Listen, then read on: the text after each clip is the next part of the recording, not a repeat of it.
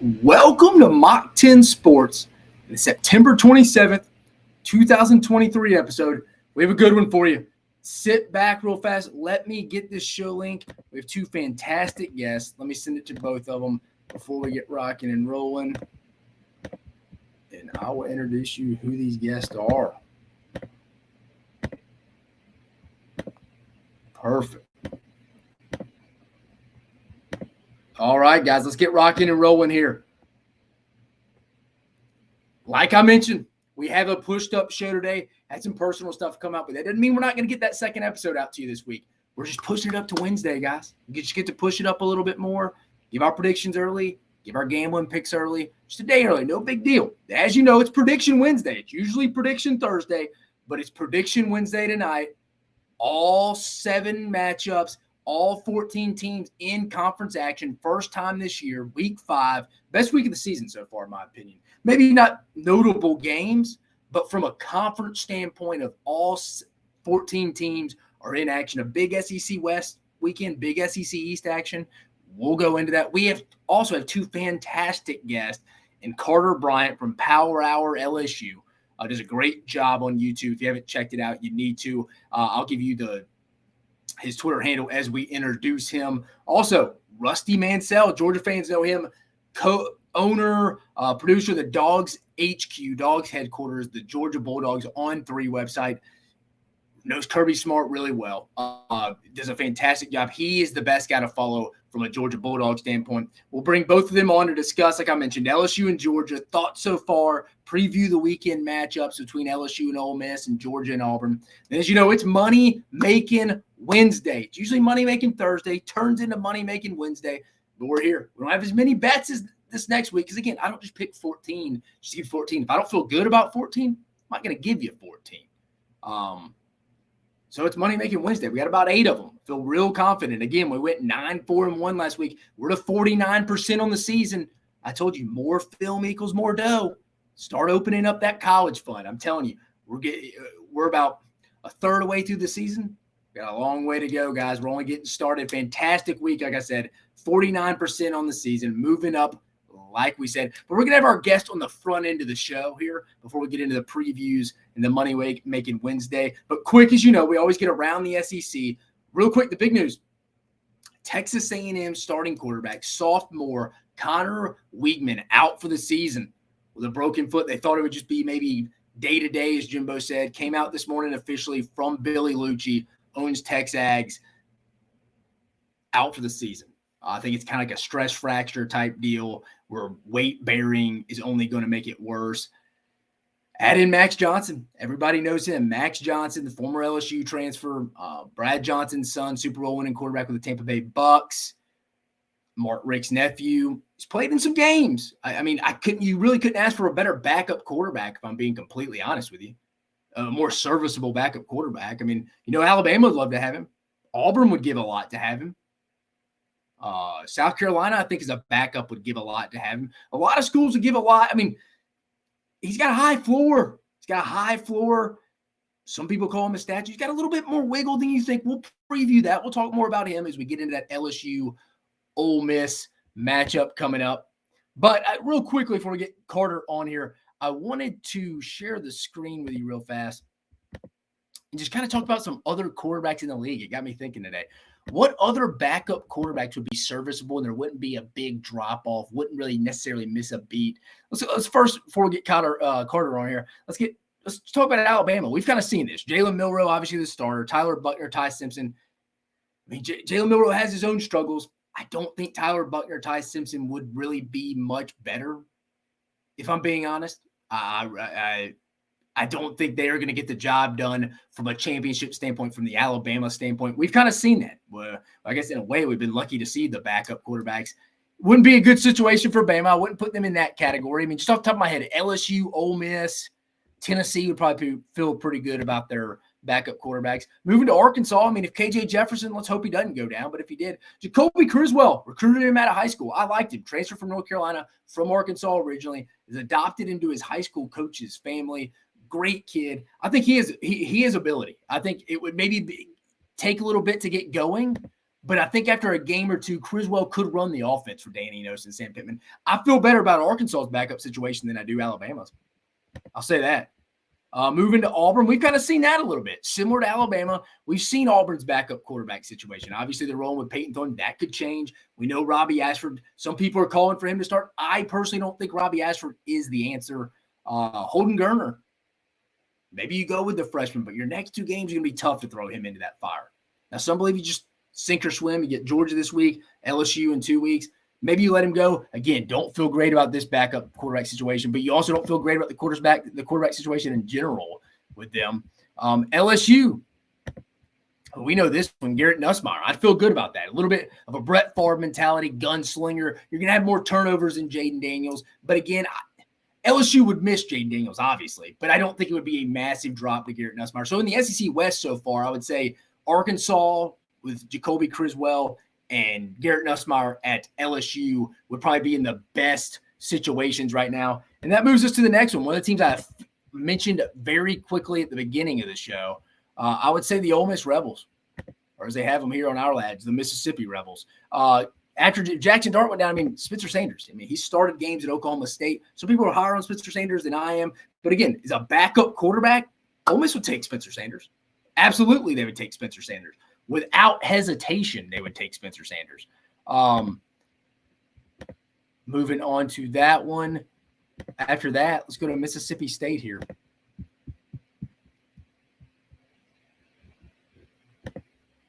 Mississippi State.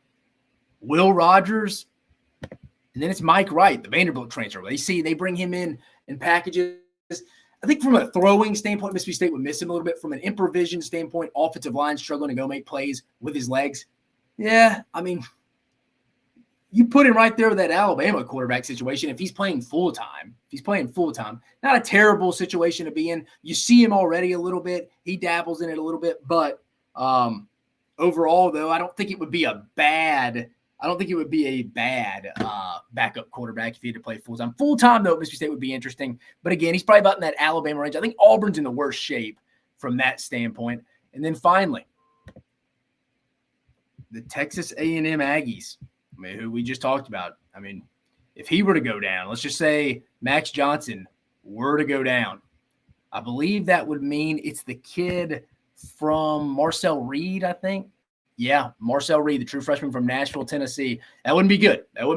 But again, the main point, Connor Weigman out for the season, broken foot. Max Johnson up to the plate next man up from that standpoint.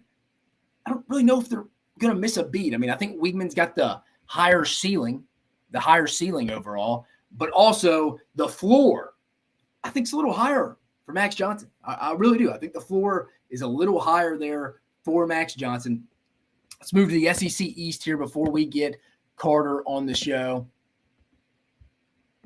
We'll roll through that. Starting in the SEC East, let's go with the Florida Gators. We're going alphabetical here. If Graham Mertz were to go down, you got Jack Miller, who was competing for the job in fall camp, the Ohio State transfer. I don't really know what to think about that one. Max Brown was talked about as well. We hadn't seen a lot of Jack Miller. Graham Mertz, one of the more productive quarterbacks in the league right now through 4 weeks. He's only averaging like 3.3 yards per attempt passing, so not a lot of stretch in the field.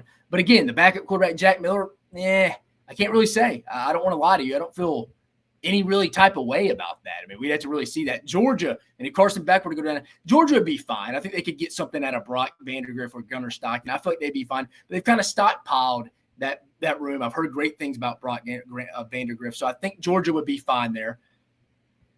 Moving to the next team, let's go to the Kentucky Wildcats. Kaya Sharon, I'd have to go back. I remember him in high school. I'd have to go back and watch his film. There would be a big drop-off from Devin Leary. Let's just call a spade there. There would definitely be a big drop-off there. I'd have to go back and watch Keon Shera from that standpoint to really absolutely know from that end. Moving on. Let's go to the Missouri Tigers. Now, they've been back and forth a little bit with the quarterback battle. You got Jake Garcia, Sam Horn, but Brady Cook's playing really well. I think there would be a drop-off. Like, say 2 or 3 weeks ago, I wouldn't have said that. Right now, after his play against Kansas State and him gutting it out with an injury against Memphis this past week, it would be a loss. I mean, not saying Sam Horn got a baseball background. Everybody remembers Jake Garcia. I was at Miami. The Valdosta, California kid transferred to Valdosta. I think there would be a drop-off, though, but that's more of a compliment to Brady Cook as we stand right now. Let's go to the South Carolina Gamecocks. Backup quarterback. Right now, Luke Doty, not really what I want to do. It would be a massive drop from Spencer Rattler. That would be a rough one. That would be a rough one. But here we go. We got Carter on. Let's get him on the screen real fast. Carter, what's going on, baby? Hey, what's going on, man? How's life going? Oh, it's going well, man. You got your show tonight? Yeah, did a few of them, man, and now getting ready for this weekend's games, man. Let me get this going. We're rocking the backwards hat, man. But like I said, guys, I mentioned it earlier at the beginning of the show. Carter the Power Bryant joining us from the Power Hour LSU. Fantastic show on YouTube. I mean, you've chatted through DM a little bit, Carter, but again, I'll go watch your stuff week to week. I think you do a fantastic breakdown. You get it out quick too, dude. It's not just some podunk put together. You know what you're talking about. I'm not blowing smoke up your ass. I think you do a fantastic job. I asked you to come on the show, and I appreciate you joining us here right off the bat, brother. Yeah, it was weird though, because I was I actually went to the game this weekend, and my wife and I got to meet Paul Skeens, the number 1 pick, and it was so weird. Like, met Paul, he wore my bands, and I have these little kids in our neighborhood that hang out, and I was like, hey, I met Paul Skeens this weekend, and the kid and my little buddy Eli, a little 10-year-old kid. He said, I don't know who that is. And then I was like, oh, he knows who this is. I was like, he's dating Livy Dunn. He was like, he's dating Livy Dunn. Oh, yeah, my goodness. Yeah, forget Paul Skeens. Livy Dunn, that hits home, man. But yeah. So you were there. That was going to be my first question with you. Because I heard you on Blake's show last night. I think it was last night or two night on Monday. Y'all were on Blake Ruffino, Are You Serious Sports.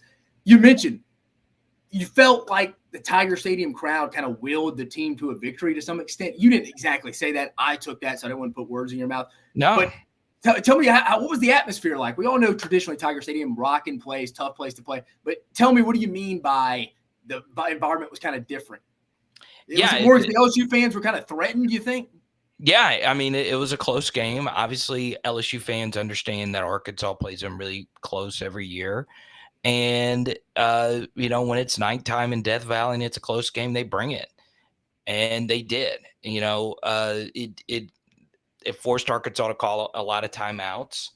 And you shouldn't call timeouts in the second half of a close game. So they did a really good job of being loud. And it forced Sam Pittman and KJ Jefferson to make some brutal timeout mistakes later in that game. Absolutely. No, I mentioned that. I just wanted to bring that up. Been to Tiger Stadium a couple of times, but I was interested in you saying that. Now, I feel like a lot of LSU fans out there, myself included, I know you broke down the game. What are your thoughts on the Matt House defense right now as we're heading into week 5, LSU heading to Oxford this week? I know things have been stated. You go back and watch the game. You see it looks like, I don't know, it was struggling is not the right word, but just trying to experiment, figure out how to use their personnel groupings. What's your thoughts? Yeah, obviously they're not good. I mean, they're the worst yard per carry defense. And to me, Dave, I think the big thing is showing resistance. So it's not just yards per carry, it's yard before contact. So it's not that the guys are just missing a ton of tackles. They are doing that. It's just there's not much resistance at all, right? And that's the issue. You want to make sure that they at least work for it.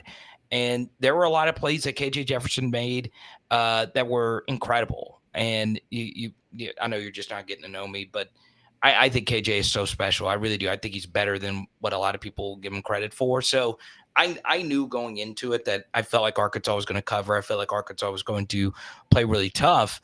But even outside of those KJ plays, there was just a lot of just things that were just way too easy. So, for me, Keon Coleman's going to catch a jump ball on you. That KJ Jefferson's going to make a play on you from time to time. It's all the other stuff it's really concerning.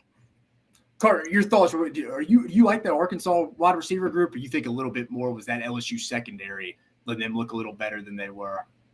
Yeah, it's definitely the secondary. Arkansas's receivers are an interesting bunch. They're transfers from Texas A&M Commerce. I didn't know there was a Texas A&M Commerce before the season. Yeah. And the other top receivers from Hillsdale. Never heard of it. And Yeah. I would think that was a show on the CW. I mean, Yeah. I didn't like I. So the receivers aren't great by any stretch of the imagination, and they still made plays. Their tight end's really good, but outside of that, it's just been the secondary. And the thing is, this secondary, it's been known for months now that they had been having issues. So it's not Mhm. really anything new for Brian Kelly or anyone uh, that works with LSU football that the secondary could have, a tough go at it. But yeah, they're just not a good group. So transitioning here to the schedule, we got back-to-back road games coming up for the Tigers. You got Ole Miss we talked about this weekend. Then they go play some fellow Tigers in Columbia, Missouri. Missouri, unless something crazy happens, should be 5-0 next week. We could have an undefeated conference opponents right here. What's your thoughts on LSU? Are you concerned with these next two road trips? I mean, in your honest opinion, you keep up with the team. You have a beat on the LSU foot. What's kind of the vibe? Are fans a little concerned about these back-to-back road trips coming up? Yeah, so to be honest with you, I just got done doing my LSU show. The fans are concerned about winning both of these games versus Ole Miss and Missouri. But my job is to make them concerned because I am personally concerned. This is a stat that we uncovered on Power Hour LSU and Power Hour SEC before this past year, how difficult it is to win back-to-back road games. It's really hard. And it's important to understand the philosophy. I know some of these players, I won't ever pretend to be a player or anything like that, but you meet them, you talk to them, and it goes back to when I lived next to some of them in the same apartment complex. I don't think people quite understand how jarring it is to get on a plane, get off that plane, and then run into a building that has 100,000 people in there who don't like you.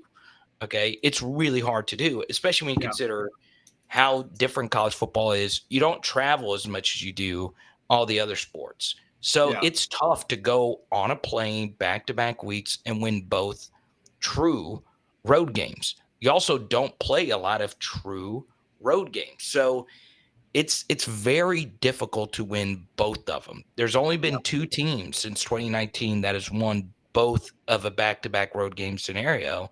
That was 2019 LSU and 2022 Georgia. That's it. Two of the best teams of all time. It's really hard to do it. So you've got to be really good to pull it off. Now, of course, Ole Miss and Missouri, they're not the strongest teams in the world, but they're not bad either. Um, so yeah, it's going to be tough, especially with the way the defense is playing. But the good thing is, Jaden and Malik are playing really well, and it might not matter. I'm glad you brought them up real fast because I was transitioning to our next question. But I was going to ask you, you're right here too from a back-to-back road trip standpoint, especially with this Ole Miss game being at night. You're not getting Right. back to after midnight, like you said, and then you got that kickoff next week's 11 a.m. They're college kids. It is what it is. 18 to 22-year-olds, they'll bounce back. But again, in the middle of the season, you're right. I worked in college football for 9-10 years. At A&M, when I was with Jimbo, we'd leave on Thursday night. It'd almost be like I felt like you were going to a bowl game on road trips, dude. You'd leave Thursday night after practice. You'd be there. Dude, I remember we would sit there. We played in Starkville, Mississippi. We played at State one year. Dude, Okay. It felt like a week, dude. We sat there all Friday and the game was at night. You're right. Road trips, more so than the casual fan would believe. It takes a lot. You're napping on a plane and stuff. Yeah, it's a lot. But to my point before we get you out of here, again, Carter Bryant from LSU Power Hour joining us here. Does a fantastic job. Has a great feel for the LSU football program. Appreciate you joining us. I had a quick question for you. Last one, or two more before we get you out of here. Do you see defenses here in the near future when they're playing LSU? You see him start bracketing Malik Neighbors? What's your kind of concern with that? Because obviously Jaden Daniels, that's his go-to target. If he looks at him, it's not him, it's either Brian Thomas or he kind of takes off. What's your kind of feel? What's LSU's next move when teams start trying to bracket? Because at some point I think it's coming. Yeah, so Arkansas tried some of that, and it did open other guys, and Jaden honestly missed them. There was a few instances where that happened. I think the hard part, Dave, is Brian Thomas Jr. is playing so well. And Mike Dimbrock, the offensive coordinator for LSU, called his best game at LSU, I think, versus Arkansas. And I had someone on the staff agree with me on that. that it was beautiful, absolutely beautiful. How he sequenced, and it obviously worked in the game. It's each play, the sequence of how the plays are as important sometimes as the plays themselves. Mike Yeah. did a really good job moving Malik around. And the difficult thing about double teaming Malik Neighbors is his football IQ. Brian Kelly was talking about it earlier this week. He knows how to play every single position. And one thing that makes him really deadly is he is so good in the slot. He is so freaking good in the slot. I think that's actually his best position. And when you look at him, think of him more of just like an X, like just an outside receiver. So he's so good that it might not truly matter. And him and Jaden have such good chemistry that those two can, if those two are on and they're playing, it might not matter if your defense is great. And if Brian Thomas Jr. makes a play or two here or there, it might not matter. But I do agree with you. At some point, Mason Taylor, I think, had a really good game this past weekend. They're going to need Chris Hilton. They're going to need Aaron Anderson. They're going to need some of these other guys to step up and make big plays. Two more questions. To one quick one. Your favorite LSU Ole Miss game? It's that week, Magnolia Bowl. Growing up, going back, I don't know how old you are, Carter, but just in your lifetime, what is your favorite Ole Miss LSU memory?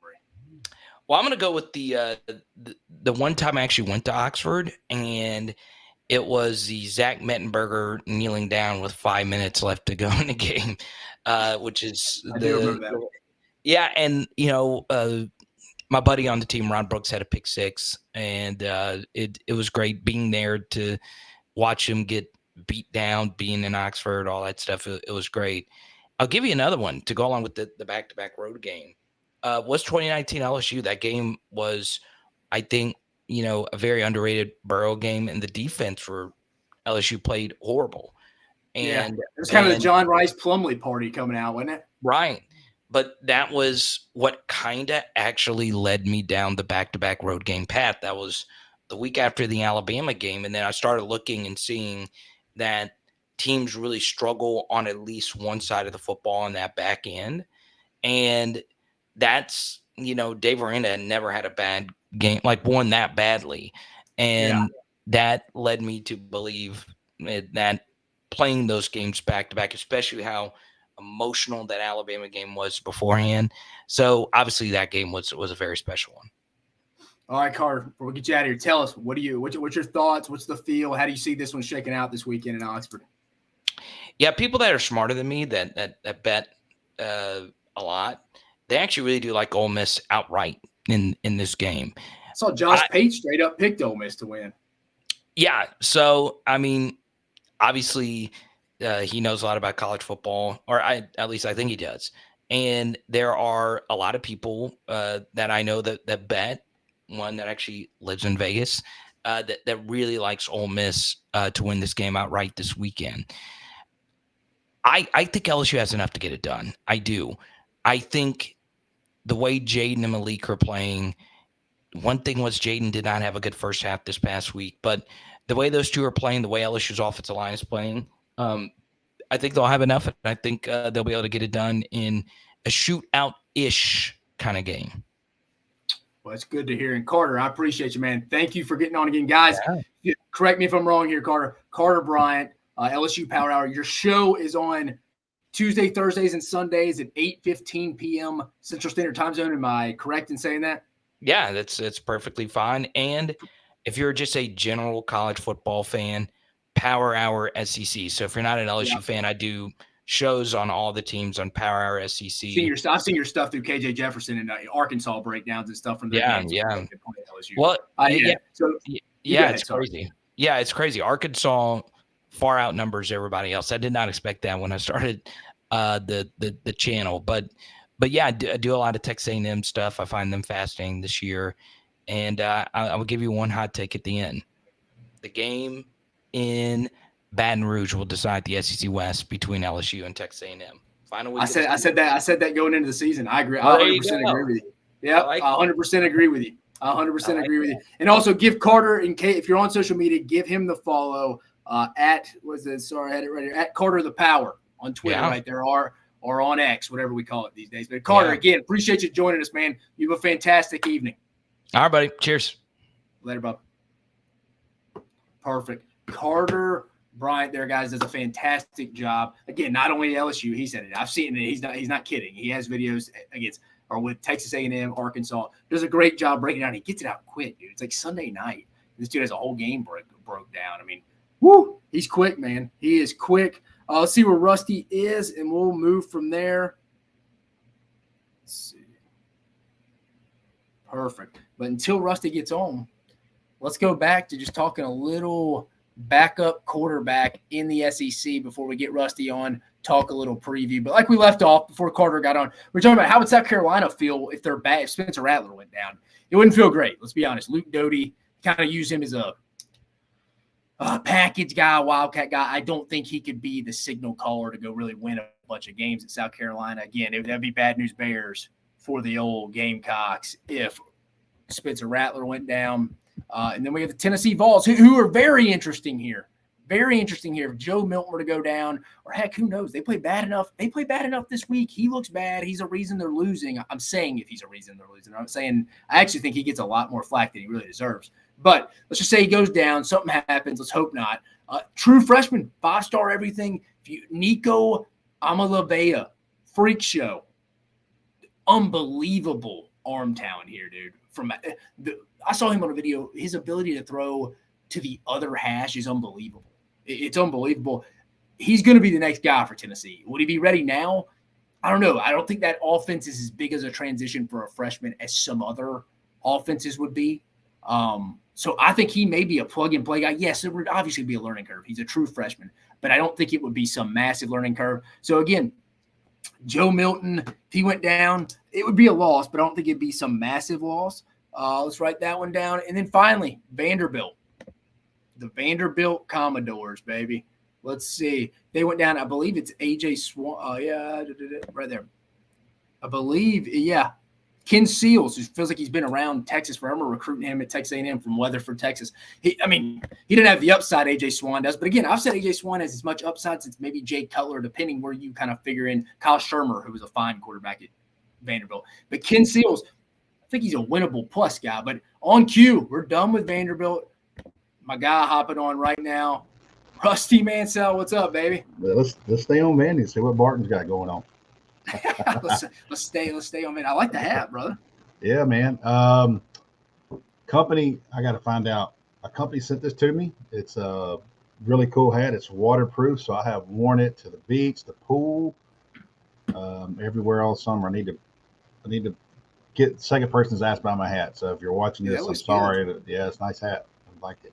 Got a little bucket, Rusty, appreciate you joining us, man. And everybody listening, like I told you coming in, Rusty Mansell, owner, does everything with a couple other guys over at DawgsHQ for On3 Sports. Fantastic job. As most people know, if you're a Georgia fan, you know who Rusty Mansell is. Knows everything about Georgia. I appreciate him taking the time, getting on. Yeah, Rusty, I wanted to, before we get into Georgia, I was thinking about this the other day because I saw you on social media. What is you go to some high school games, obviously a little bit on Saturday. What is a Saturday in the fall like for you? You're at these games Thursday, Friday. What do you do? Give us the play-by-play itinerary of a Rusty Saturday. Well, a Saturday now, it's different this year because the first time as a co-owner of DawgsHQ, I'm a publisher on the On3 network. So it's been a little different for me. I have guys that work for me now, and Jake Rose, a business partner with me, so he's our lead writer. And I have kind of stepped back a little bit on my Saturday role as far as I'm able to watch multiple games and not just go to a Georgia game. Now, Friday nights is I have a contract with Peachtree TV out of Atlanta, so I do the Friday night game of the week, and that's been so much fun. This week, you know this area, we got Lee County at Houston County, so excited about that game. That's Friday? Friday night, yeah. So Thursday, I do been blessed. I do a deal with Fox 5 Atlanta with DJ Shockley and those guys. So they are now the official Georgia TV station. So they do several shows, and I go down on Thursday nights and film a segment with them. So Wednesday morning, I do radios in Atlanta, and that's been super fun. 929 The Game, do a steakhouse there. And it's just been, Dave, all the stuff I've done in my life, I kind of was not sure if I had time to do this. And I said, you know what, let's just see where this thing goes. But man, I'm telling you, it has been just crazy how many people listen to that particular station because it's the biggest station in Atlanta, and it's just been fun, man. Kind of like two guys just chopping it up. I mean, you've done it on the phone many a days. Yeah. You just, you know what I mean? It's just people in there talking sports and talking music and hanging out and pop culture, and that's really fun, man. It's really a cool deal. And that's always what I appreciate about you. You talked about us chopping up. You're always willing to answer the phone, answer any questions. You've been a great soundboard for a lot of people in recruiting. You know the lay of the land in the Southeast like no other. And that leads me to my next question. What is kind of the change you would see? Obviously, there's a lot, but I feel like the people who don't really follow recruiting 365, 24/7, what has been the biggest change since you really started in the biz in recruiting to now? Well, we've had a seismic shift in the past probably 2 cycles, and obviously NIL is very much involved with this. And you know, it used to be, and I still, the best part of my job is still relationships. I still like talking to the parents and still, you know, watching those kids and talking to those people. I still, because he lives 10 minutes from me, I still talk to Trevor Lawrence's dad once a week. I mean, we've been talking for 10 years now, and you know, he's a good friend of mine, and we talk about everything. So the relationship part is very key to me. Now, I don't care really at this point, like how connected you are and those types of things, and follow recruiting and those things.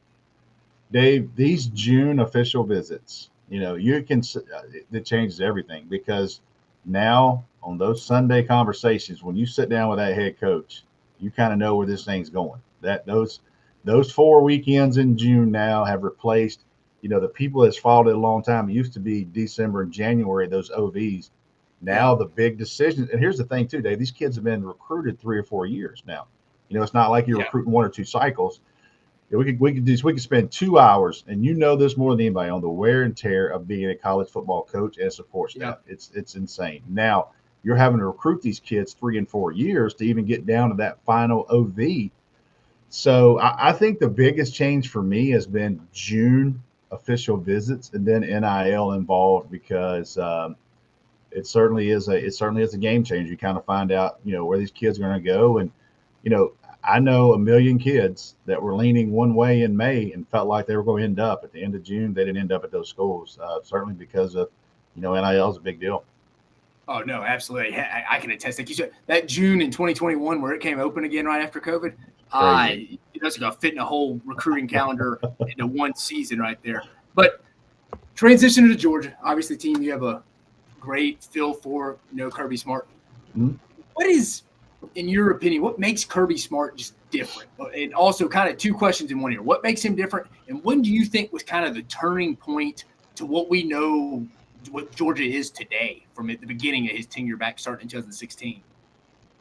Well, just Kirby is wired different, man. And I don't know Nick Saban personally. I know a lot of people that do know Nick Saban personally, and these guys just have a switch, man. And it's rarely off. I mean, that's who they're wired to be. These guys don't cook on green eggs, and they don't go fishing. You know, like their deal is football and coaching football and recruiting, and they love that part of it. And they're just, alpha competitive people that are able to do this. Now, as you look back at Kirby, I think 2 things kind of changed the path of Georgia.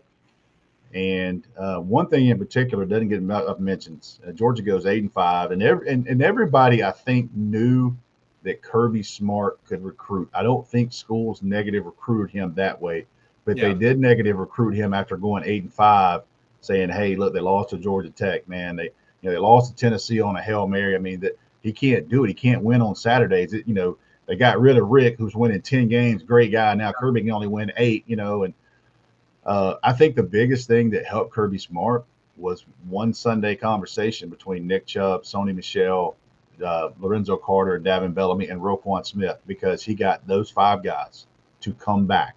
And when those 5 guys came back, they went to the national championship game, and you had the Rose Bowl win and all that. So the negative recruiting at that part against him was over with. You know what I mean? So I think that was a huge deal. I think the second deal was finally beating Alabama, in 2021. That was he had to get that off of his back, because if he didn't, that was the next thing that's going to be used against him is, hey, they're just a big game team. They're not ever going to win it. You're not going to win that championship. They can't beat Alabama. They can't beat Saban. So I think that beating Alabama in 21 in that game, those two things kind of really helped. It really helped. It really got the program to where Kirby can walk in anywhere and kind of have that respect, and he has it on his resume. And then you go back to back, which I don't know a lot of people were kind of expecting that, but now he's been back to back and he's had all these NFL players. I mean, he's kind of at the top of the mountain right now. We have a question in the fan chat for you here, Rusty, real fast. Okay. A fan says Kirby's demeanor, what has changed? I think they're talking about this year, saying he looks a little different. This is through text. Any thoughts on that? They wanted me to ask you that. He's a little heavier. I can tell you that. Looks a little heavier. From talking to people in the program, I think one thing has kind of evolved around Kirby, and that is he understands the scope and pressure on these assistant coaches. And I think now Sunday nights they have family night, and I think on Wednesday nights during the season, as soon as practice is over, he sends these guys home, and go home and see your kids and those types of things. So, his demeanor, obviously it changes with the amount of experience, he has, but I can tell you this from knowing 3 or 4, SEC coaches really good, that the amount of what those guys go through, I don't know how it's worth it. You know what I mean? It's never, nobody has ever texted those guys saying, hey, Rusty Mansell had a hell of a week in class. It's never good news. It's bombs all day long, every day, and at some point you just have, I was not talking to Kirby, but I was talking to another head coach at one time about that. And he said, look, man, there's times at night I'll take my phone and I have to just put it down because it does not matter. It won't stop. I can only address it the next day. So, and you're talking about, Dave, you're talking about the off season. So there's a lot on these guys, a lot of stress. They're wired to do this. Now, do I think there's going to be a Bobby Bowden again? There will not. I don't think there will be. What Nick Saban has done, for how long he's done it is incredible. But what these guys go through now, and every single day, you're recruiting your roster, man. I just don't know how these guys are going to do longevity. Yeah, you're right. Retention of your roster, recruiting it here for the future of your roster. You're right. It's nonstop. Even when you're on the break into June and July. Yeah. Kids are texting you. People want graphics. Things change. Setting up visits. No, you're 100% right. But Rusty, 2 more questions. We'll get you out of here again. Rusty Mansell joining us over here. Appreciate him taking the time talking about Georgia. Rusty, we're heading to the Plains this weekend. Georgia heading to the Plains this weekend. Georgia coming in undefeated. Auburn coming in a little battered up. Hugh Freeze not really sparking much confidence with many people in the press conference. Almost like, why do they show up here for the next 3 weeks? But just give me your general thoughts heading in this one. The line was a little smaller than I thought when it came out on Sunday. A little weird. Well, it started initially at 16.5, and then it got down to 14. I thought, man, is somebody not playing? And I couldn't really figure it out. And it's one of those deals, man. And listen, I'm a believer in Hugh Freeze on the football field, his product and what he can do, especially offensively and stress you. But right now, he doesn't have the pieces to the puzzle. He doesn't have a quarterback. And I think, Dave, Georgia's lost 3 games since 2020, and there's been a common denominator in every game, and that's been a big quarterback play, elite quarterback play. So you look at Mac Jones, you look at Tua, and then you look at Kyle Trask in that game. Kyle Trask threw for 484, and Kyle Pitts shred him.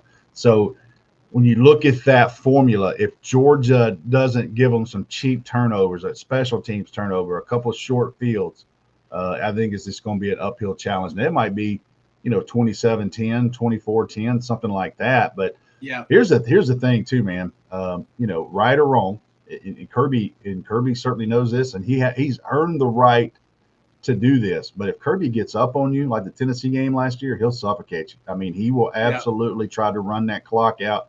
He doesn't care about trying to win 41-7. If he can get up on you and he realizes you cannot score, he'll suffocate you to death. So, Georgia could win a game, 24-6 and not dominate it, not look so bad on the final score, but absolutely dominate the game, because he will absolutely suffocate a clock if he gets a good lead on you. No, you're right. He's not into the stylistic points. No. They're not, like you said. I'm with you. Why that line could be low. They go in there and get a 14-7-point lead and just kind of sit on it. Correct. It's like, hey, as long as we don't turn the ball over, they're not going to go score on us, guys. Yeah. You're 100% right. Rusty, last question. We'll get you out of here. if I was to tell you Georgia did not three-peat, did not win the national championship this year, if you had to guess right now on September 27th, what would that reason be? Why would they not three-peat?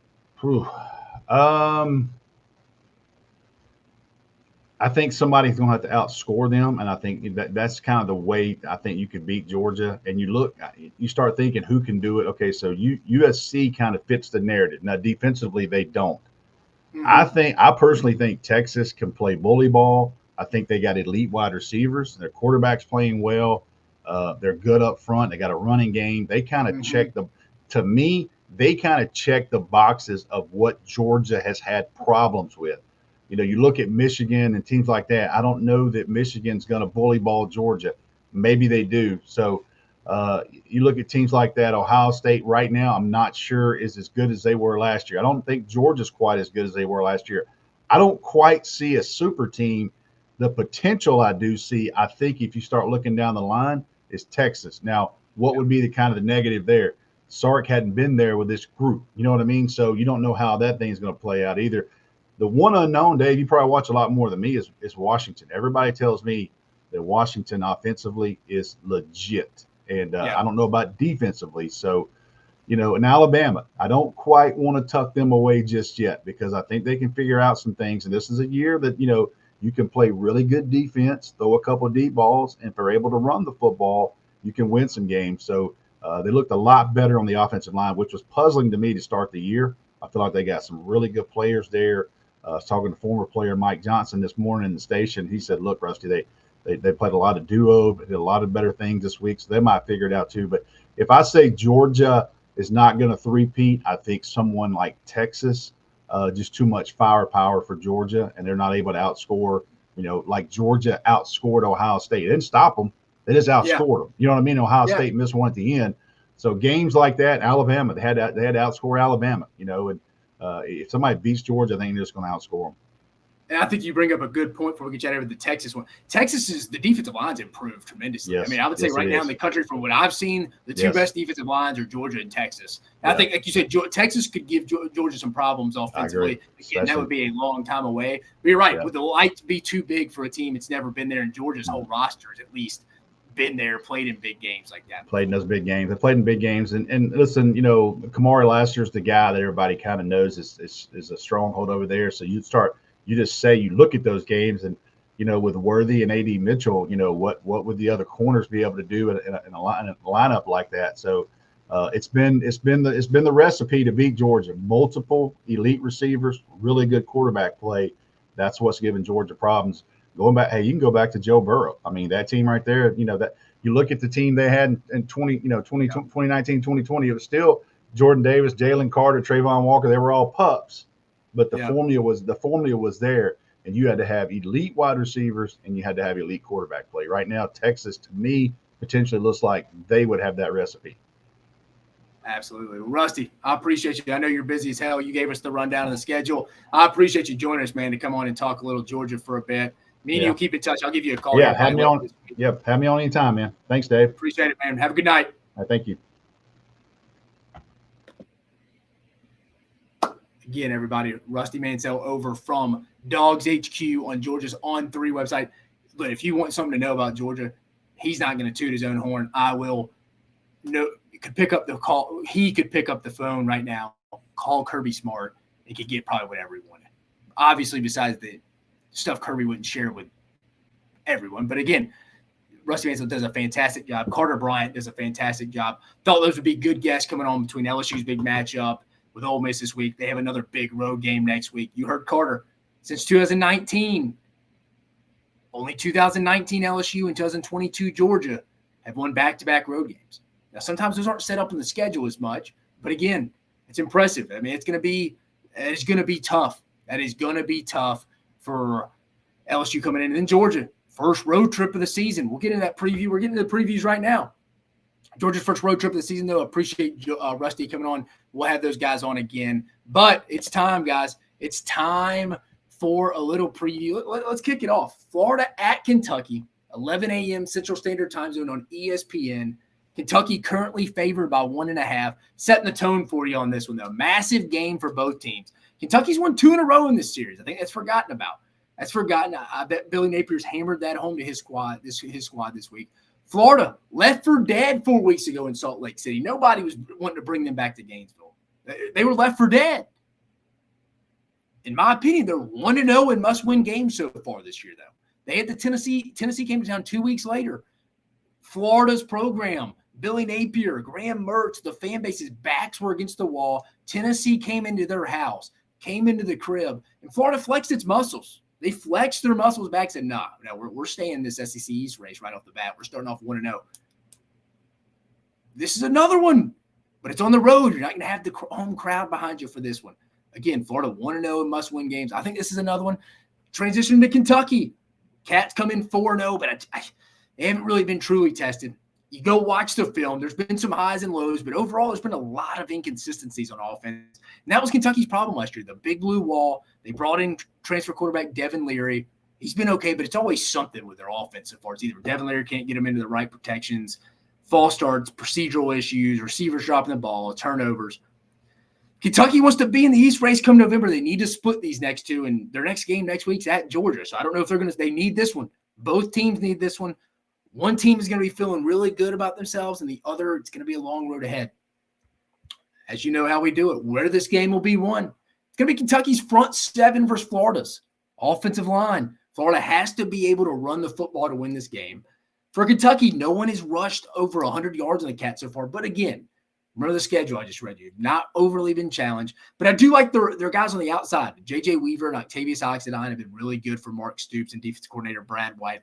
But they've not, like I said, not been challenged. Those aren't potent offenses in Akron, Eastern Kentucky, Ball State, and Vandy.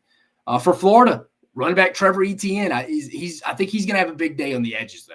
That's where it's going to be key because I could see Florida getting a little bundled up on the interior running between the tackles. And that's Montrell Johnson. He's an inside runner. But if Kentucky's not allowing you inside, you got to do something different. Billy Napier's smart. He knows that. This could be a big day for Trevor Etienne. If you're a guy that's putting on a player prop bet or a woman putting on a player prop bet, you may want to take Trevor Etienne this week. But the key, Florida, it needs to get Graham Mertz into manageable situations. Here's a stat for you. Mertz is 1-9 in his career games going back to Wisconsin. Remember, he transferred to Florida from Wisconsin in games that he threw the ball 30 times or more. 1-9 in games he threw the ball 30 times or more. It's not good. So obviously that shows you. And I think his average yard per attempt is like 3.2. So like he's throwing it from me to my procedural light over here. It's not good. You got to keep him in manageable second and third situations. You got to win first down with him. If Florida can establish a run game, this game's real simple. They'll win this game. If not, they're probably not going to leave Kroger Field and Lexington with a win. It's that simple. Let's get into prediction, baby. Prediction. I like both lines of scrimmages for both these teams in this one, if I'm being honest. Florida gets back Micah Muscuza, who was suspended from the end of the fight against Tennessee for the Charlotte game, but he's back. Billy Napier said Kingsley Iguacan, their other offensive lineman, TBD, he may be placed. So they may get two offensive linemen back, one at least. I think Florida's run game is going to be good enough to get Graham Mertz into favorable second and third down situations. Another thing to keep an eye on, just telling you, I expect Kentucky to come out early, maybe take a page out of Utah's book, first, second play action, and try to hit some explosive plays over the top to Dane Key or Berrien Brown. Remember, first play for offense for Utah, they came out there and hit a shot off their first play off play action for a touchdown, 7-0 right off the bat. Mark Stoops, as much as it pains him, knows that his team, if he can, because he wants to play ball possession too, they can get up 10-14, 10-0, 14-0 right off the bat and make Florida play catch up, and they're playing from behind the whole time. That plays right into Kentucky's hands. Then add in Florida's new defensive coordinator, Austin Armstrong, very aggressive. Statistically right now, Florida's the number one defense in the SEC. As of this moment, going into week 5, they're the number one defense in the SEC. There will be opportunities for Kentucky to take advantage of because he likes to bring the house, bring some pressure, disguise some blitzes. He's willing to put his corners and his DBs in one-on-one situations against a solid Kentucky receiver group in Berrien Brown and Dane Key. Probably the best they've had in a while, but they've had some drop issues early. It's got to get figured out. I was really impressed, though, with the Florida defensive plan versus Tennessee. I expect to see an efficient offensive game plan when I think of Florida's offense going into this game. Just not great, efficient is the word to keep in mind when you're thinking of the Florida offense, Graham Mertz. I think it's going to be good enough to survive a trip to Kroger Field in Lexington, Kentucky. I think they board their plane heading back to the Sunshine State. Gators 4-1, 2-0 in conference. shouldn't be looking too far ahead, but is there a chance you see an undefeated showdown in the world's largest cocktail party in Jacksonville? I know it's not called that anymore, but I still call it that. Georgia, Florida here in a couple of weeks. Could Florida beat Georgia's biggest competition in the East? We'll find out, but I think the Gators get a 24-20 win in Lexington on Saturday morning, afternoon, brunch, whatever you want to call it on that one.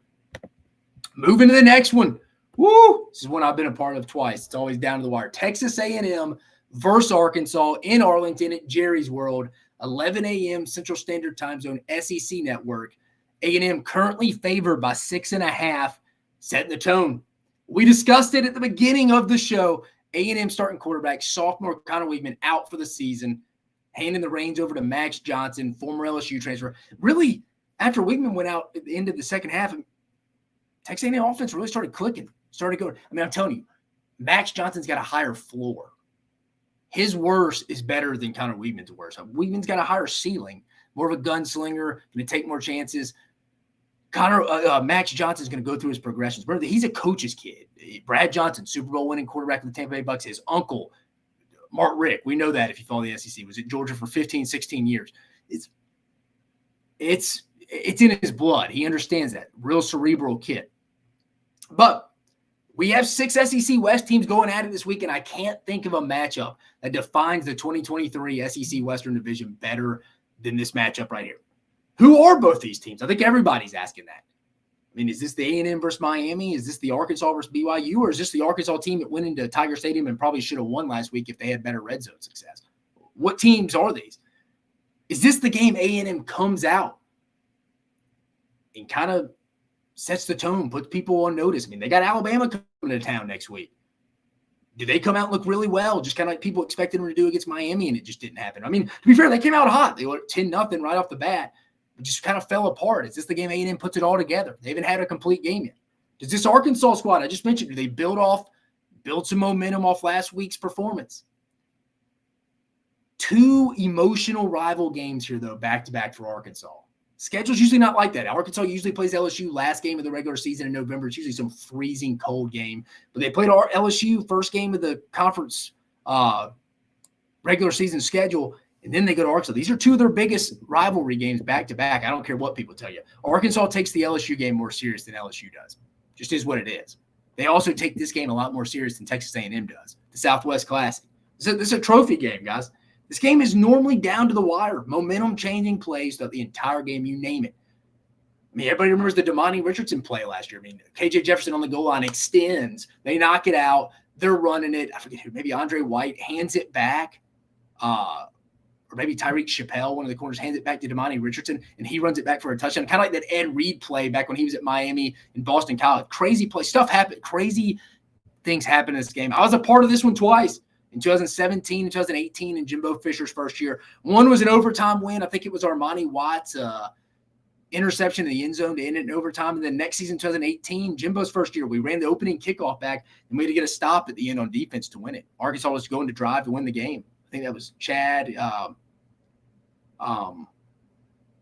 Morris's first year at Arkansas. But Arkansas, Texas A&M, here's some more stats for you. The last 10 years of this game, 6 games decided by a touchdown or less, with 3 of them going into overtime. But transitioning to just this year's game, this is a loser leave town game, in my opinion. The winner moves on to play another day. I mean, Arkansas's got a game in Oxford the next week. A&M's got Alabama coming to town.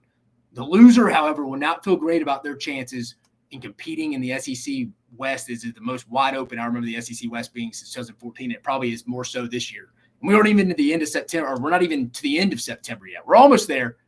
Or I should say we're not even to October yet. It's the best way to say that. But already, non-conference losses for both teams. Arkansas's already got a conference loss under their belt. Both teams need it. Neither team can afford a loss here, just from a record standpoint and a psyche schedule standpoint, because there's still a lot of season left. Then you throw in the Bobby Petrino, the Bobby P storyline, facing his former team. He's not a big fan of Arkansas. You know this one's personal. Fantastic storyline. But let's stick to just this game specifically on the field, where this game will be won.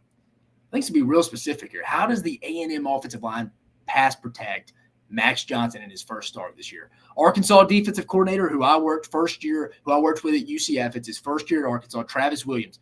very aggressive play caller. They struggled the last 2 weeks, and it's probably why they've lost, because their defense, not their offense. Now the offense struggled a little bit in red zone, but man, from that last drive on in the first half for LSU, throughout the entire second half, LSU did what they wanted. Really, Jaden Daniels, Malik Neighbors, and Brian Thomas Jr. did whatever they wanted. But A&M knows he's playing a guy who's, some people may call him a statue, Max Johnson. I don't think he is. Has a little bit more wiggle, pocket awareness than people give him credit for. Remember, he's a coach's kid. His dad's Super Bowl winning quarterback. He knows how to play the game. However, I think Arkansas brings pressure off the left side. Remember, Max Johnson's left-handed. So they're coming in his face. They're coming off the left side. I think if they're smart, if Travis T. Will, and he is a smart guy, they'll bring him off the left side to force Max Johnson to slide to his right and throw across his body. I think that's what you're going to have to do. A&M has the matchup advantages with their skill guys versus Arkansas secondary. But if they are second and long situations and do not win on first down, the offense could stall out. It doesn't matter what Evan Stewart, Anaya Smith, if Noah Thomas plays, what happens there, or Moose Muhammad as well. A&M's got the skill position advantage, but it doesn't matter if they're in Max Johnson's face. He's having to move to his right a lot. So you may have to bring an extra tight end to help block on that left side, because they're going to try to make him move to his right and throw across his body. At least that's what I would do. And I know Travis Williams is aggressive, and he's probably watching film and seeing the same thing. However, though, with that one, I do think if the Aggies can protect him, his floor, like I said, is higher than Connor Weigman's. Kind of like him in these little emotional games. Will be interesting. Let's get to prediction time, though. I think it's going to be another fantastic Southwest Classic. I think it's going to be close, but I'm just going to say it. It would not shock me if A&M comes out of the gate and plays their best game so far and just kind of goes and runs and hides, controls it from the get-go. Arkansas had a late emotional matchup against LSU last week. That's usually not before this game. And didn't get back home due to travel situations. I think with the weather, they didn't leave Baton Rouge. They didn't get home to Fayetteville till 7:30 a.m., 8 in the morning last week. And this is an early morning kickoff at 11 a.m. They're college kids. They're resilient, 18 to 22 years. They'll be fine. But like me and Carter Bryant were talking about, that adds up after a while.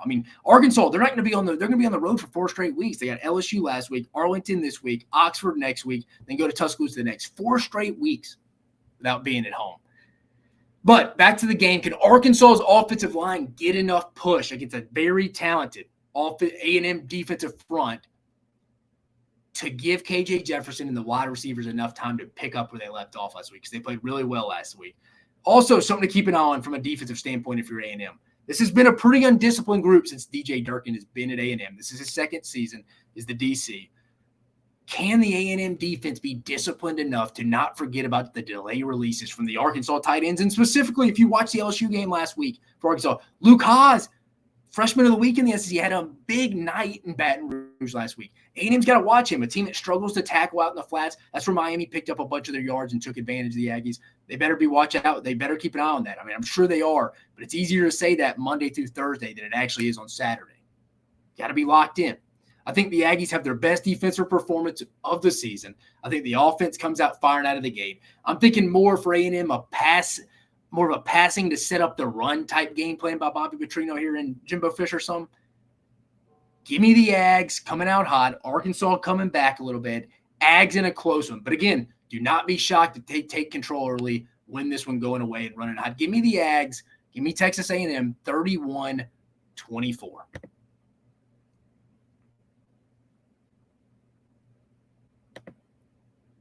Moving on to the next one.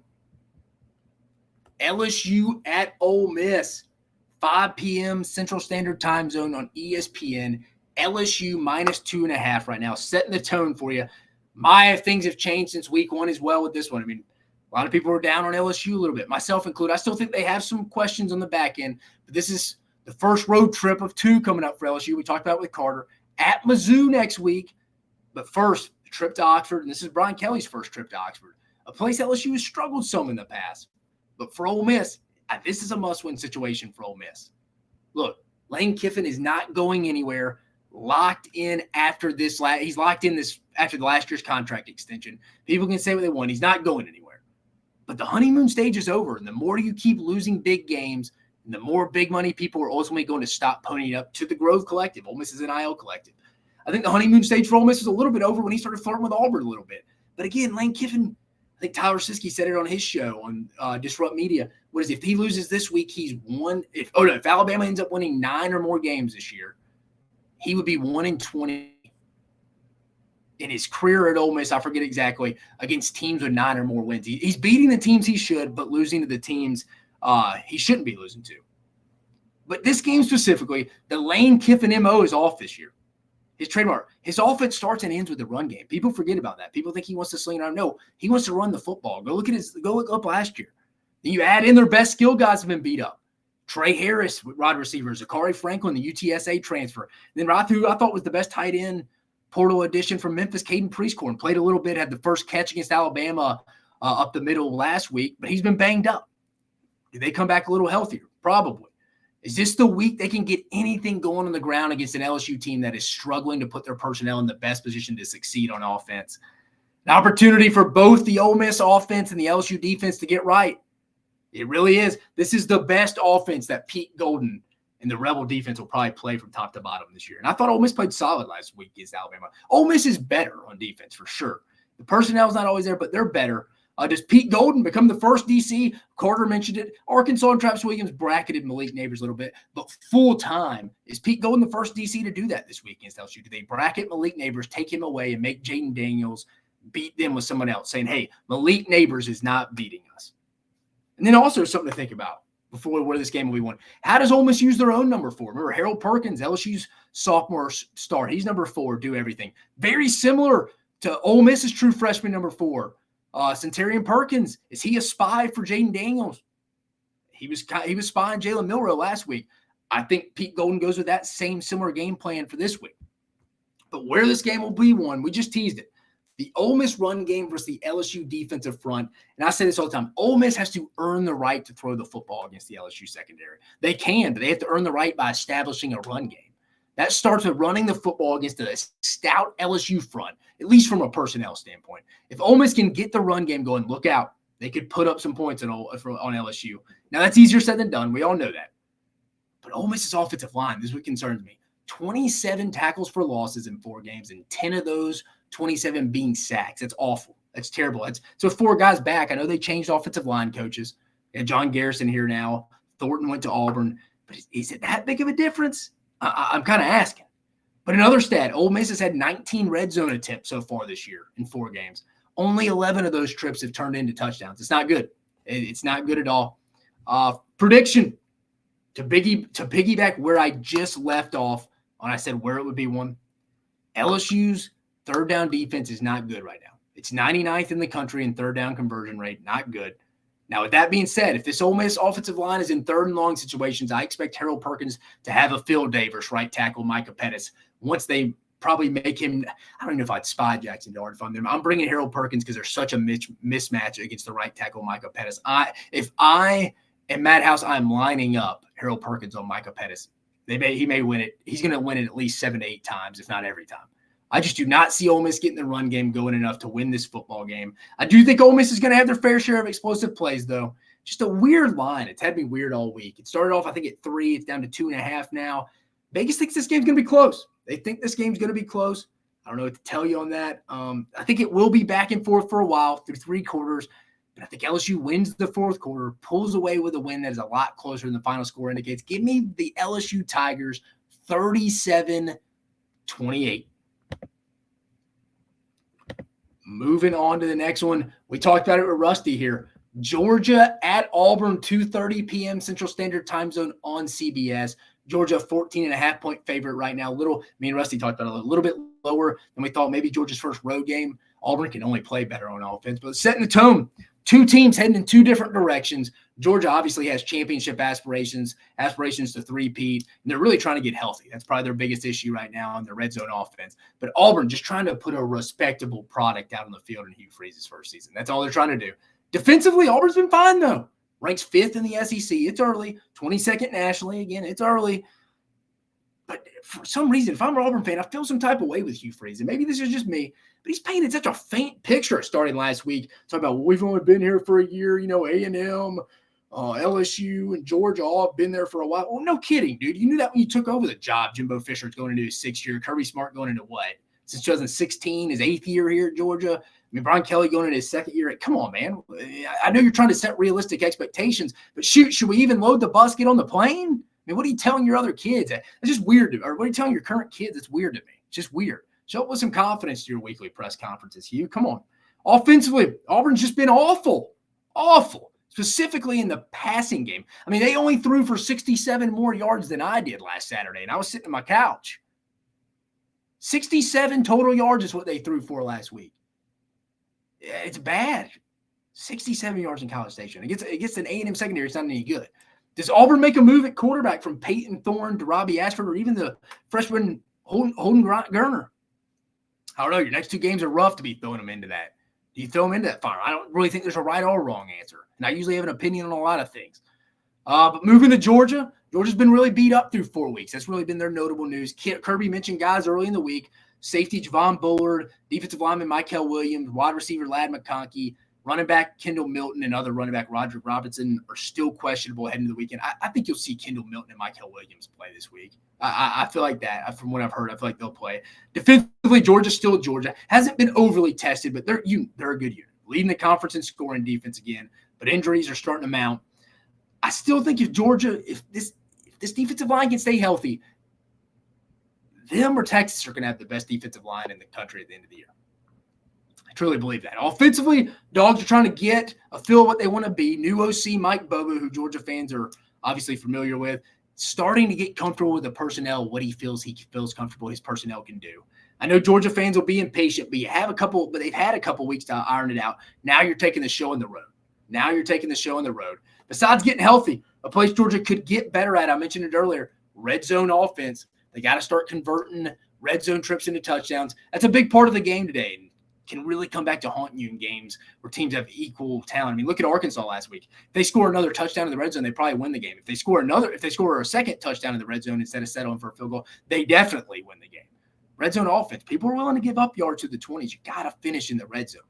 But look, Georgia's by far the better team, but this is the first road game of the year for the Dogs. They still have some things to iron out. Auburn should be fired up with the support of the Jordan Hare crowd behind them. That's going to be a massive, difference. I think Georgia could start off a little slow in this one offensively for sure. But if you're Auburn, just to have a chance to pull off the upset in this one, you have to have a chance in the fourth quarter. You got to be there in the fourth quarter. And if you're Georgia, you want to see your offense start operating at a high level in a hostile environment. How does Carson Beck respond? But where this game will be won is Georgia's defensive front versus Auburn's offensive line. Look, this is probably the easiest where it'll be won all week in the SEC for me on this show. Auburn's offensive line is just not good. It's just not a good unit. Then you throw in quarterbacks are taking unnecessary sacks, and it's just a combination of stuff. It's just a recipe for disaster. I mean, if you're Auburn, I think you just got to feed Jarquez Hunter, the running back, who I like a lot. I really do. I think you just got to shorten the game, try to have it within a score or two, keep it under 10 heading into the fourth quarter, and you never know, especially at Jordan Hare. Especially when the sun starts going down underneath the stadium. It gets a little creepy if you've ever been there. I'm telling you, weird things happen. I'm not ready to say it's going to be an upset, but I would roll with Jarquez Hunter here. My quarterback's not losing this game for me. As many touches as he can get, I think, gives Auburn the best chance to win, stay ahead of the chains.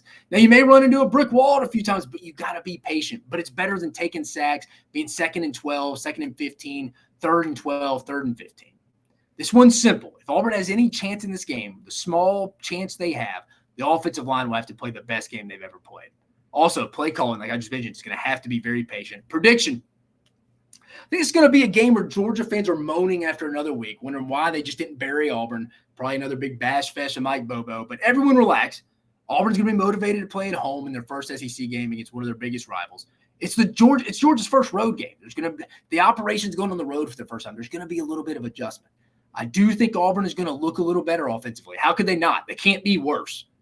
They're going to add in some new wrinkles. Don't be surprised if Hugh Freeze got involved this week a little bit in play calling. I'm telling you, do not be surprised at all. Auburn has to start fast, though. It's imperative. Like Rusty mentioned, Kirby's never been about stylistic points. He knows as long as they don't turn the ball over, Auburn's not going to score enough to win. As long as they don't give up a special team score and turn the ball over, Georgia should win this game. They're beat up, Georgia is. And I think Georgia just tries to get out of this one without any other injuries. I think it's an ugly game, but Georgia gets their 7th straight win over the Auburn Tigers. Give me Georgia 28-10 in this one.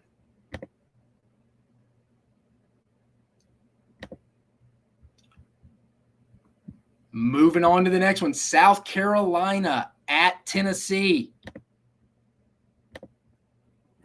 Setting the tone for you here. Tennessee needs this game. Remember when I told you 2 weeks ago, Florida was the team with their backs against the wall when Tennessee rolled into the swamp? Well, the roles are now reversed. Yes, South Carolina needs this game as well. But if you are going to rebuild off your 2022 campaign in Knoxville, this is a game you win at your house. This is a game Josh Heupel and his team needs. Revenge factor. It's at home. You're bringing out the all-black unis. You have numerous matchup advantages. Come on, Tennessee. From a South Carolina side of things, what an opportunity to go get 2 wins in a row over Tennessee for Shane Beamer in his 3rd year. Plus, you would be 2-1 in the SEC. Not really in the SEC East race. I mean, you are, but you lose the tiebreaker in Georgia. But you show promise after a solid outing against Georgia in 2 weeks. It is what it is. It'd be a massive win for Shane Beamer. Also, it would also show the Clemson game last year is not some fluke. I mean, under Shane Beamer at South Carolina, they struggled to play on the road outside of the Clemson game last year. The Gamecocks have a wild card in this one, though. I mean, Spencer Rattler, you can make an argument. I think he's been playing the best. He's been the best quarterback in the SEC so far, especially when you factor his lack of protection around him, just overall weapons. Officially, though, Juice Wells, he's officially out of this one. So that's a rough one for South Carolina. But where this one will be won, I think it's going to be Tennessee's defensive line versus South Carolina's offensive line. Look, Rodney Garner's group did not play well in Gainesville 2 weeks ago, and they will be the first to tell you that. This is actually a pretty good unit, though, who can disrupt the passer. They don't do a lot of things up front, but I think they're better than the guys they'll be going against in their one-on-one battles in South Carolina's offensive line. Sacks aren't everything, but the Vols lead the conference in sacks per game, and South Carolina's offensive line is the worst in the conference in sacks allowed. This is just not a good matchup for the Gamecock offensive line, in my opinion.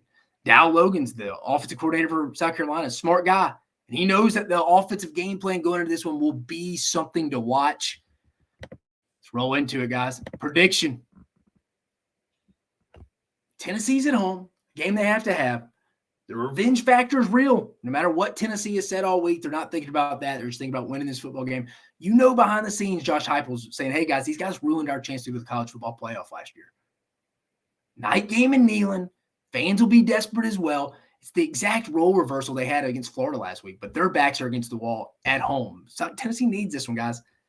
Not saying South Carolina won't get some plays themselves offensively, but consistently win the line of scrimmage on the offensive side of the ball will be tough for South Carolina, in my opinion. Rattler's going to have to get the ball out quick and see if Tennessee secondary can tackle. You can't sit back there all day. I don't think you're going to have that time.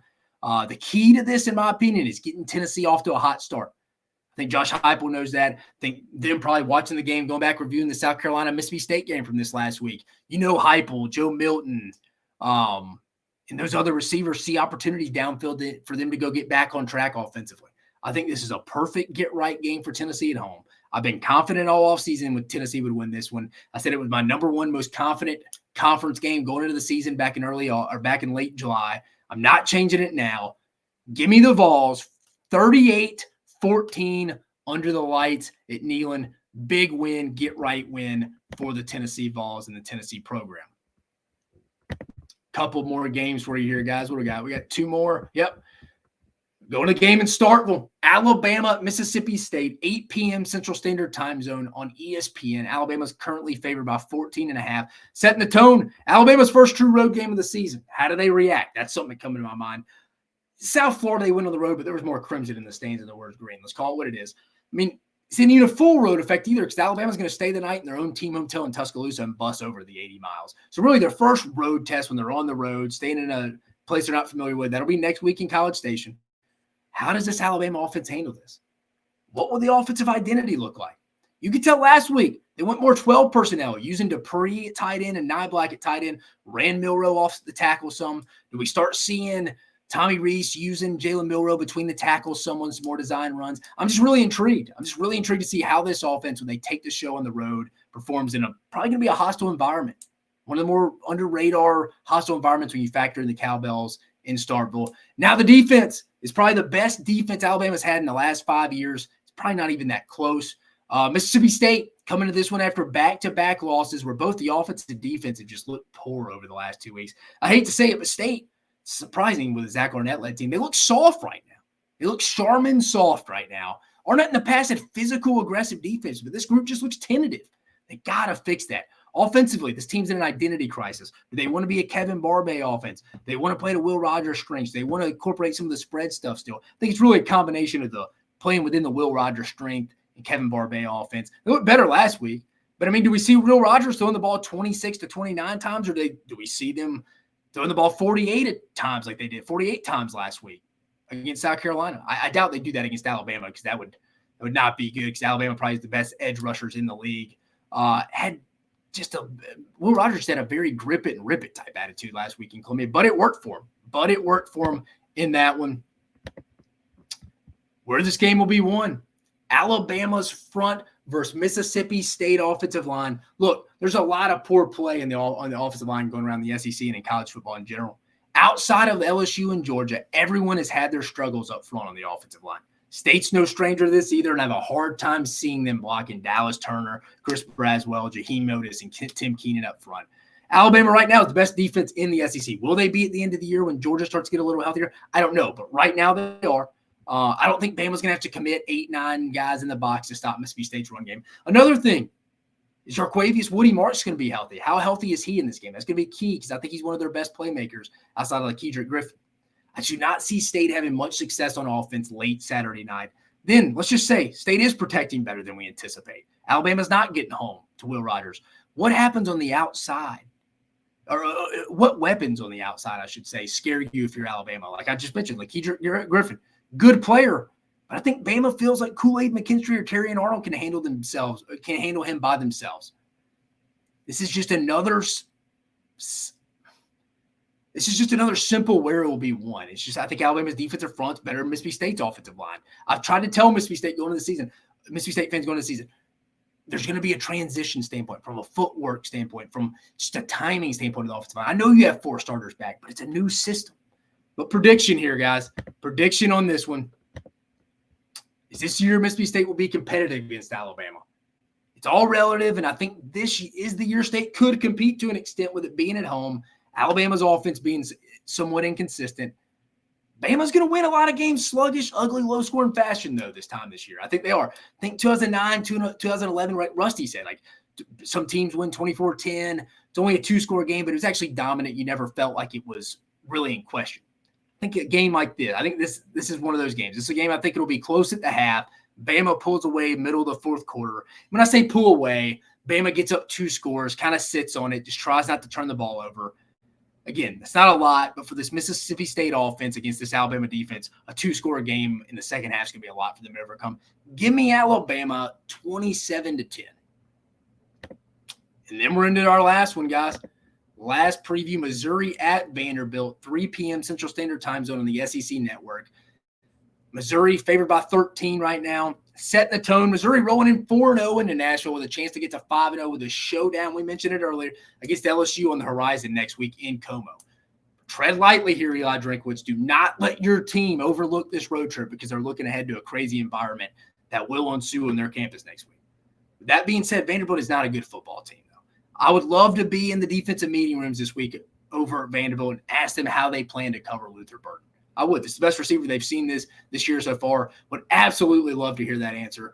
On the other side of things, if I'm Vandy and our season is hanging on a brink right now, I'm going to try something different. I might talk about changing up defensively, because I think your defense is bad. It is what it is. But you got to change it up a little. You can't go tempo, try to get as many plays as possible on offense. You got to try to slow the game down, limit possessions, especially with the clock rules now. I'll be interested to see if Vanderbilt does that. Will they? We'll have to see. I'm not overly confident they will. But where it'll be won, Missouri's wide receivers, Luther Burden, Mookie Cooper, Theo Weiss versus Vandy's DBs. Look, Kentucky has weapons on the outside. Obviously with Berrien Brown and Dane Key, but the Mizzou offense is just clicking better overall right now. Mizzou at heart wants to establish the run, and actually Cody Schrader, their running back, leads the SEC in rushing. This is the best wide receiver group that Vandy has faced, and I know Kentucky has a good one, but right now it's just clicking right now, especially when you factor in how well Brady Cook's played the last 2 weeks. I just think it's going to be their biggest challenge Vanderbilt's had all year, and they've been poor on defense already. I just think if this game does get close, Missouri can just go back into the air whenever they want. Prediction, We will be watching, but I expect most around the country will not be, and I can't say I blame them. This is a total trap game for Missouri, but Vanderbilt is just not going to be able to capitalize. If Vandy threatens it all, like I just mentioned, Missouri can always just go to their Air Force and attack through the air. I mean, if we're going military analogies here, they'll just call in the Air Force, Luther Burden, Mookie Cooper, Theo Wease. They'll go do what they want through the air if it gets close. I mean, Vandy's only shot in this game is to slow the game down and hope Brady Cook or you have some timely forced turnovers. That's it. It's your only chance. I do not see both of those things happening, and I think both would have to happen. Therefore, I think Missouri could sleepwalk through this game, sleep all the way down Broadway on Saturday afternoon. I think Missouri gets a 42-17 win. So those are all 7 matchups. I think this is the first week all year we've had all 14 teams in conference action. Exciting times. I know we've gone a little bit over, gone an hour and a half, hour and 20 minutes. We got, hey, it's weekend gambling stuff now, baby. It's money-making Wednesday, which then turns into money-making weekend. Again, we're 49%, boys. And girls. We're 49% on the season. I want to be in that 60% range. We went 9-4-1 last week. I told you, more film equals more money. But here's the bets I like right here. I think we got, what do we got? 1, 2, 3, 4, 5, 6, 7, 8. We got 9 this week. First, we talked about it. We got 3 conference games I'm going to talk about here. Florida, give me Florida +3 at Kentucky. I think Florida wins the game straight up. I got it early in the week at +3. It's down to 1.5 now. I like Florida straight up. I just like Florida on both sides of the line of scrimmage better. Give me the Gators straight up, and then if you want to give me 3, which I'm taking, give me the 3. I got Florida +3. Tennessee, give me the -12.5 for South Carolina. I think Tennessee makes a statement here. They're not as bad as they showed in Gainesville. They have this game circled. Revenge factor. South Carolina ruined Tennessee's season last year. Hendon Hooker went down in that game. You couldn't make up a worse game for Tennessee last year. I hadn't seen anything like that in a while. Neyland Stadium's going to be rocking. The black jerseys.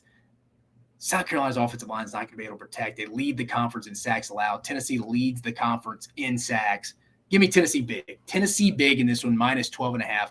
We just talked about this one. Give me Missouri -13 at Vandy. Give me Missouri -13 at Vandy. Vandy's not going to win a conference game. I had them over under 3.5 win total for the season. I was totally wrong on that one. Missouri double digits easily. May be able to name the score. They can. I usually don't say this. They could sleepwalk down Broadway Street in this one at Nashville this week. Give me Missouri -13. Auburn and Georgia, not taking the line. I'm going the under 47 here. Going under the 47. I think it's going to be an ugly game. Georgia's going to get a lead. Sit on it. Kirby knows, like Rusty mentioned, just don't turn the ball over. We're going to not lose this game. I would be shocked if Auburn scores more than 14 points offensively. Give me the under 47 here. Texas giving up 16.5 versus Kansas the week before the Red River rivalry against Oklahoma. Kansas rolls in undefeated. Jalen Daniels doing his thing at quarterback. Texas is just good, though, guys. Go watch their defensive line. Devondre Sweat.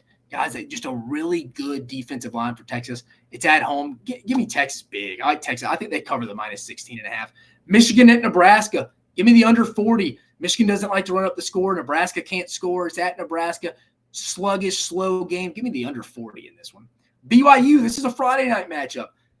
Giving up 1.5, favored by 1.5 versus Cincy. This is a Big 12 matchup between the 2 new kids on the block in the Big 12. Give me BYU -2.5 in this one. I love it. I actually love this one. Feel real confident in this one. Then Iowa State. We just talked about the Red River rivalry. Obviously, I know Iowa State's not involved in that, but they do head to Norman this week. Does Brent Venables have that team, or is it a mature group that's going to be able to handle that before a big-time matchup? Does Iowa State spoil it? I think it's going to be closer. People think, give me the Cyclones +21. I think one of Texas and Oklahoma struggled this week. Not ready to say they're going to lose. I think it's going to be Oklahoma. I trust Texas more. But give me Iowa State and the Cyclones. Matt Campbell and the boys holding it down in Ames, Iowa. I know the game's not in Ames. It's in Norman. But give me +21. And then finally, my only first half bet of the week, Fresno State -13.5 against one of the worst teams in college football in Nevada. Fresno State's going to be up by 2 touchdowns or more at half. Guarantee it. Fresno State's been looking actually pretty good if you watch college football late at night. But those are the lines. Those are my money-making Wednesday bets, money-making weekends for you. Give me Florida +3 at Kentucky, Tennessee big. Give me the -12.5 for South Carolina. Missouri also big, -13 at Vandy. Auburn, Georgia under 47. Texas -16.5 versus Kansas. Michigan and Nebraska under 40 in Lincoln. BYU -1.5 for Cincinnati on Friday night. Both teams Big 12 action there, new kids on the block. I think Oklahoma's going to be looking ahead to the Red River rivalry next week. At home, it's going to be closer than people think. Give me Iowa State plus 21 in that one. And then Fresno State playing really good football. Give me minus 13.5 in the first half versus a really bad Nevada team. But guys, a little bit longer episode for us here, but we covered a ton, man. Covered a ton. We told you Connor Weigman out for the season for Texas A&M, unfortunately. I think Max Johnson could be a plug-and-play, though. We had Carter Bryant coming in, talking all things LSU, previewed the Ole Miss game with us. We also had Rusty Mansell come on from DawgsHQ, come on, talk about Georgia, Kirby Smart, what he thinks, why Georgia doesn't win the national championship, why would that be? We previewed all 7 matchups. Remember, all 14 teams in the SEC this week are in action. Then I gave you my money-making Wednesday, money-making weekend bets. There's 9 of them, guys. We're at 49%. We'll be at 60 before we know it. Remember, the old saying in 2023, more film equals more money for us, guys. But again, I know this episode was brought to you on Wednesday here.